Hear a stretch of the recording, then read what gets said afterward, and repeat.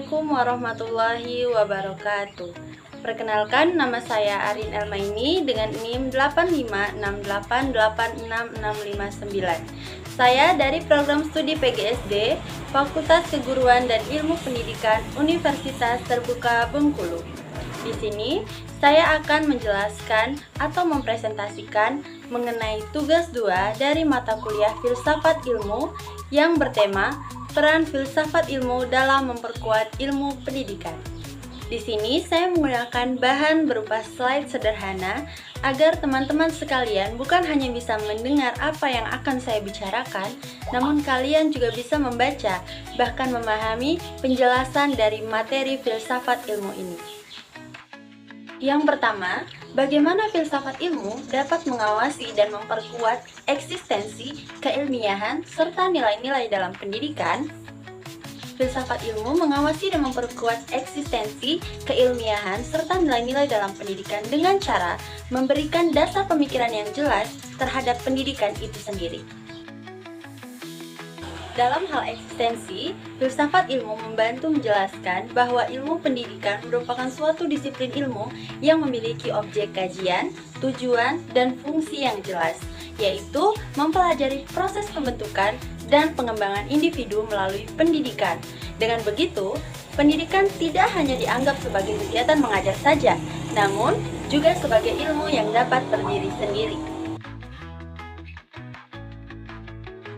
Selanjutnya, dalam hal keilmiahan, filsafat ilmu mengarahkan agar ilmu pendidikan dapat berkembang secara logis, sistematis, dan berdasarkan penelitian. Semua teori dan metode dalam pendidikan harus dapat diuji, dibuktikan, dan dipertanggungjawabkan secara ilmiah. Karena itu, pendidikan akan terus berkembang mengikuti kebutuhan zaman dan tidak hanya berdasarkan pendapat pribadi saja. Selanjutnya, dalam hal nilai-nilai, filsafat ilmu memastikan bahwa pendidikan tidak hanya berfokus pada pengetahuan saja, tetapi juga pada moral, etika, karakter, dan kemanusiaan. Pendidikan diarahkan agar mampu membentuk individu yang tidak hanya cerdas, tetapi juga memiliki sikap dan nilai yang baik dalam kehidupan. Jadi, dari yang sudah saya jelaskan, dapat kita ketahui bersama-sama bahwa filsafat ilmu berperan sebagai landasan berpikir yang menjaga arah, kebenaran, dan tujuan dari ilmu pendidikan agar tetap ilmiah sekaligus bermanfaat bagi kehidupan. Yang kedua, bagaimana pendidikan yang bermakna dan bernilai turut memperkuat perkembangan filsafat ilmu? Pendidikan yang bermakna dan bernilai turut memperkuat perkembangan filsafat ilmu dengan cara melatih individu untuk dapat berpikir kritis, logis, dan memahami makna dari ilmu pengetahuan. Melalui pendidikan, seseorang tidak hanya menerima ilmu, tetapi juga belajar untuk bertanya, menganalisis, dan mencari kebenaran.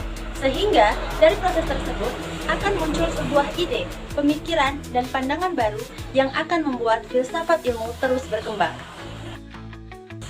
Yang ketiga, mengapa filsafat ilmu dapat disebut sebagai pisau analisis?